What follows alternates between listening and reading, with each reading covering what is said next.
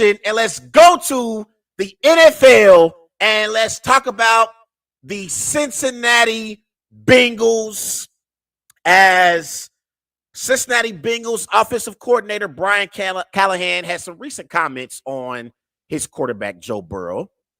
And he was talking on the Locked On Bengals podcast about Joe Burrow. This is Brian Callahan on his quarterback. He says, quote, "He's got mastery over our system now, which is a really cool thing to watch him grow in that and be able to almost become more like a coach." And so I want to look at the odds real quick to win the AFC currently. The Chiefs lead the way. They are plus 350 to win the AFC this year.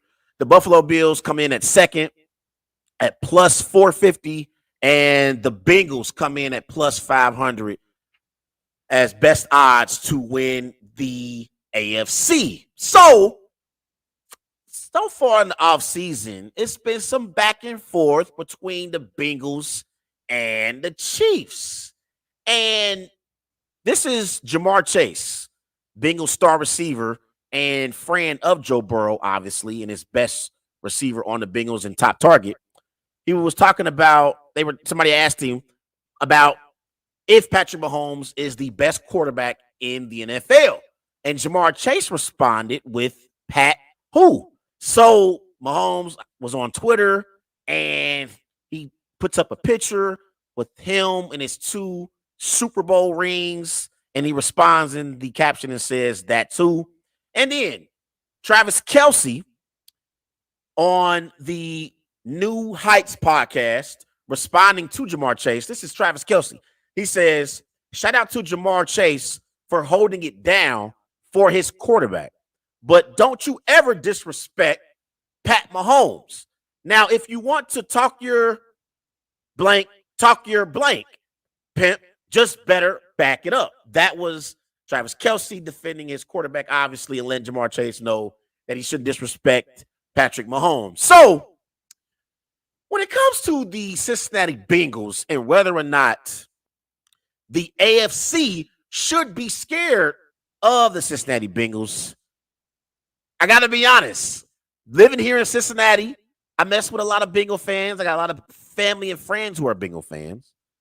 But if I'm being real, yes, the rest of the AFC should scared and be feared of the Cincinnati Bengals, because you look at Joe Burrow. Last year, Joe Burrow, in his 3rd season, he had 35 touchdowns, 12 interceptions, 4,475 passing yards, completing 68% of his passes.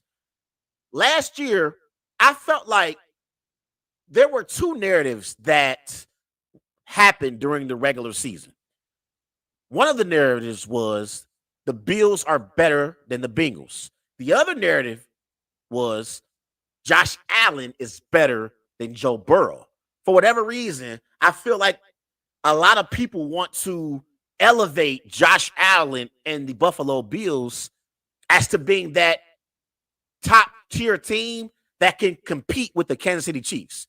For the last 2 years, to me, I feel like the media has hyped up the Buffalo Bills, and they have given the impression that it's the Buffalo Bills, not the Cincinnati Bengals, and it's Josh Allen, not Joe Burrow, who is the biggest competition to Patrick Mahomes and the Kansas City Chiefs. And I thought last year in the divisional round playoff game between the Bengals and the Bills, I thought both of those narratives got completely shut down because the Bengals blew out the Buffalo Bills. Bengals beat the Bills that day. I think it was 27-10. And Joe Burrow significantly outplayed Josh Allen. Now, don't get me wrong. I know how great Josh Allen is. I love his athleticism. And he's a mobile quarterback. And he can definitely make plays with his legs. Got a strong arm. But Josh Allen isn't as good as Joe Burrow is. We have to stop that narrative as we head into the 2023 NFL season. We got to stop that narrative. Joey B is better than Josh Allen. Joey B is better than Justin Herbert. He's better than Deshaun Watson. I believe that when it comes to the best quarterbacks in the NFL, it's Patrick Mahomes and everybody else. But then I do believe that Joe Burrow has elevated himself to being that solid number 2 quarterback in the NFL. I really feel like that. And I don't think he played the greatest in the AFC Championship game last year, but I do believe that the Cincinnati Bengals can and will win a Super Bowl with Joe Burrow as their quarterback. And so when you ask the question, is Joe Burrow the best quarterback currently in the AFC North? I have to say yes. Now, I respect what Lamar has done. I'm going to talk about Lamar Jackson a little bit later on in the show. I'm going to compare Lamar and Jalen Hurts because Lamar Jackson does have an NFL MVP on his resume, and Joe Burrow has weapons that Lamar Jackson did not previously have in Baltimore. I mean, the best weapon that Lamar Jackson ever played with was Mark Andrews.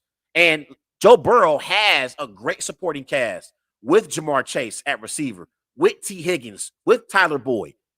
In the backfield, he previously had P. Ryan, even though he just signed with the Denver Broncos, and he had Joe Mixon. And Joe Mixon is going to be back with the Bengals this year. So I believe that Joe Burrow does have a great supporting cast. But I do believe that Burrow has separated himself from the other young quarterbacks in the NFL. That could change this year, but that narrative to where Josh Allen is better than Joe Burrow, we got to kill that narrative. We also got to kill the narrative for the Bills being better than the Bengals. Even now, the odds to win the AFC, the Bills again, for some reason, are more favored to win the AFC than the Bengals are. How? The Bengals blew out the Bills in their house last year. In their house. And Vegas is telling me that the Bills should be favored over the Bengals? I don't see it. I don't understand for the life of me how you could say that the Bills have better odds to win the AFC than the Bengals do. I don't get it. I don't get it at all. But I do believe that this Bengals football team is going to be good. Again, offensively, they have no weaknesses from a skill position standpoint. You got Joe Mixon in the backfield. At receiver, Chase, Higgins, Boyd. They might be the best receiving core in the NFL. At tight end, they brought in Irv Smith Jr. from Minnesota. They also made a move and brought in Orlando Brown Jr. He previously played with the Chiefs. So they're trying to make that offensive line better because over the last 2 years, that's been the biggest weakness for the Bengals. It's been their offensive line. At O-line, you still got Ted Karras at center, right guard Alex Kappa, Jonah Williams at right tackle, left guard Cordell Volson, and they made the move for Orlando Brown. And I think Orlando Brown is definitely going to help that offensive line be better this year. He really, really is. Now, in free agency, they made some moves. They brought in Nick Scott at safety, brought in Sidney Jones as well. They re-signed Jermaine Pratt. I think that was a very, very important signing for the Bengals. And so they had to get better in the secondary. I'm not a big believer in their secondary. I love their players up front and their pass rushers like Sam Hubbard and Trey Hendrickson. DJ Reader will be back in the mix for sure. And at linebacker, they still got Logan Wilson. I think Logan Wilson is a very, very underrated linebacker in the NFL. We don't show him enough love. So I definitely think that the Bengals are a team in the AFC that other teams should fear in the AFC. And they deserve to be the favorites in the AFC North as we head into the season. Now, the AFC North is going to be tough. It's going to be tough. That is a tough division. Ravens got Lamar Jackson. They got Odell Beckham now in that division. And the Browns got Deshaun Watson, who's going to be available for all 17 regular season games this year. So the Browns are definitely going to be in the mix as well. The Browns will be in the mix. They're my sleeper right now in the AFC. And then the Steelers with Mike Tomlin, they always in contention somehow, some way, despite not being as talented as some of the other teams in the AFC North are, like the Bengals and the Ravens and the Browns. The Steelers always play the Ravens, Bengals, and Browns tough. They always do. So we're going to see what's going to happen next year in the AFC with Joe Burrow and the Bengals.